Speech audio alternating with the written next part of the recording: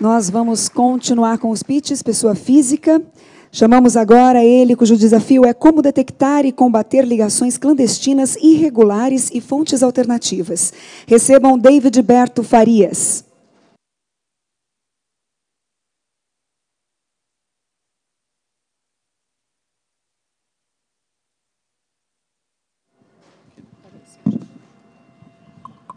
Boa tarde a todos.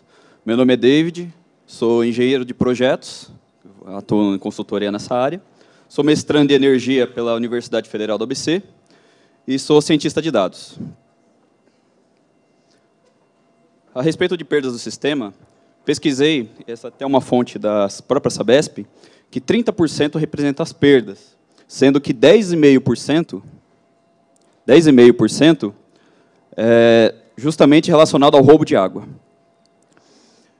Eu pesquisei também a respeito de roubo de água, e se vem até aquele preconceito, eu tive esse preconceito também, que seria mais em comunidades carentes. Mas pesquisando pelo assunto, vi supermercados, padarias e grandes empreendimentos como hotéis, realizando esse tipo de ato ilícito, né? E eu pensei, bem, como que identificar essas pessoas, que alguns sistemas são extremamente bem elaborados, como identificar essas pessoas que possam cometer esses atos ilícitos?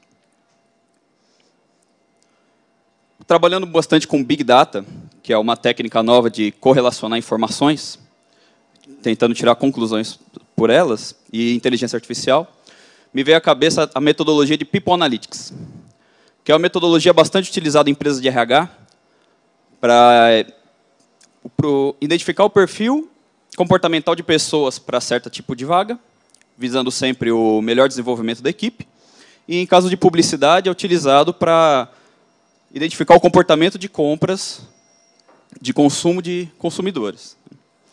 E eu pensei em utilizar essa técnica também para como identificar o perfil de uma pessoa que possa, ou o local onde essa pessoa vive, que possa fraudar ou fazer ligações irregulares no sistema de água da Sabesp. Bem, minha proposta seria justamente identificar os padrões de acordo com históricos das regiões onde há fraude e ligações clandestinas. Com isso, é capaz de diminuir a necessidade por denúncias de pessoas físicas que moram em torno.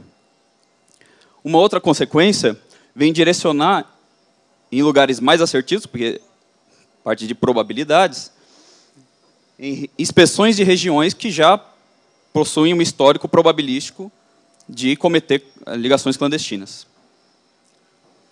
Com isso, tomar as medidas preventivas de acordo com cada região, sendo por faixa etária, escolaridade, por nível social, entre outros. Eu conto com uma equipe de profissionais, também de Big Data, que no começo a gente fez o mesmo curso de Big Data, começou com um grupo de estudos, depois a brincadeira foi ficando séria, e acabamos fazendo software para empresas, e principalmente na parte de People Analytics, temos cases em People Analytics, principalmente para a área de RH.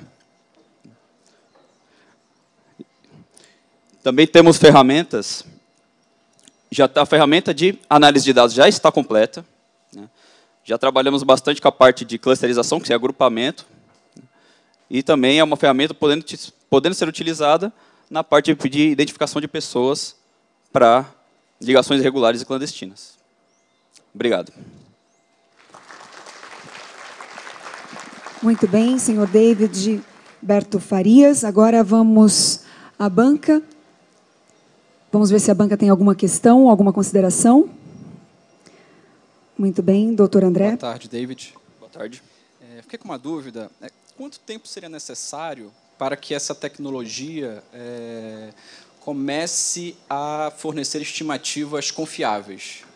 Quanto tempo seria necessário? Você teria que usar essa tecnologia por quanto tempo? A ferramenta já está desenvolvida. Vamos depender bastante dos dados que são coletados, né? Utilizamos técnicas para refinar os dados, até com dados faltantes. E o grande desafio não é só no desenvolvimento da plataforma, mas sim analisar esses dados. 6 meses, pelo menos, com um grupo. Não estou sozinho nessa empreitada. Tem mais um grupo de cientistas de dados atrás disso, incluindo profissionais em gestão de pessoas, para fazer esse tipo de análise. Muito bem. Mais uma consideração?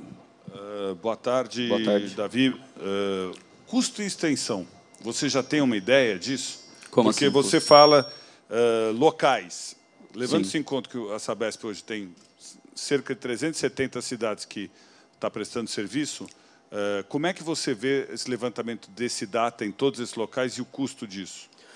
Muitos dados podem ser obtidos pelo IBGE, no caso de sociais, ou até mesmo de Serasa, em caso de atos já foram ilícitos, né? Já foram realizados. Teria que analisar ainda com mais profundidade o assunto, porque poderia ser por bairro, ou por cidade, ou por rua, ou por uma região delimitada por uma outra análise anterior, antes de tirar conclusões, para não tirar conclusões precipitadas. Só uma dúvida que me ficou. Sim. Vocês estão incluindo nesse dado o histórico de consumo ou mais o lado social, quer dizer, renda, quantidade de pessoas? Ambos. Vamos usar todos os dados disponíveis. Para trás também? Sim. Para frente? Histórico, no máximo de tempo que for disponível, se for 10, 20, 30 anos. Consumo é um dado que também entraria, né? Nível social, localidade em si, escolaridade, vários dados. E, antes de fazer essa análise, tem uma outra análise também, são várias análises antes de chegar no resultado final, de identificar qual tipo de informação é realmente importante para fazer esse tipo de análise. Pode ser, por exemplo, que nível econômico da região não seja suficiente, não é determinístico. Quer dizer, o aplicativo ele vai dar uma ideia da possibilidade de ter uma fraude naquela região. Isso, com alto nível de probabilidade. Tá. É isso que eu queria saber. Ô, David, me responde uma pergunta. Qual vai ser o seu diferencial que você vai dar em relação aos big data de mercado, de inteligência de mercado, que você contrata, tipo o impostômetro, Neoway, esse pessoal de mercado que já trabalha com essa venda dessa informação? O que você vai dar de diferencial? Você tem alguém de saneamento? Qual que é o seu diferencial para competir com esse pessoal profissional já?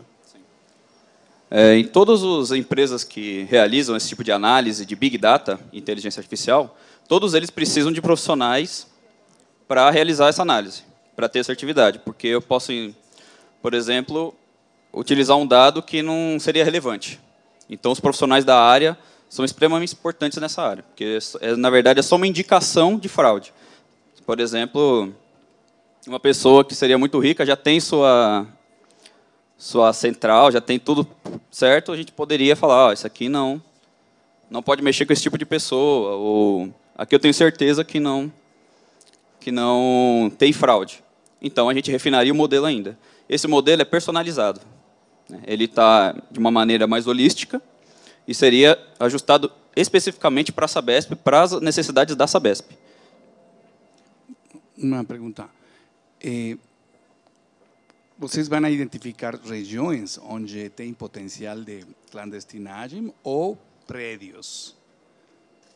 Prédios.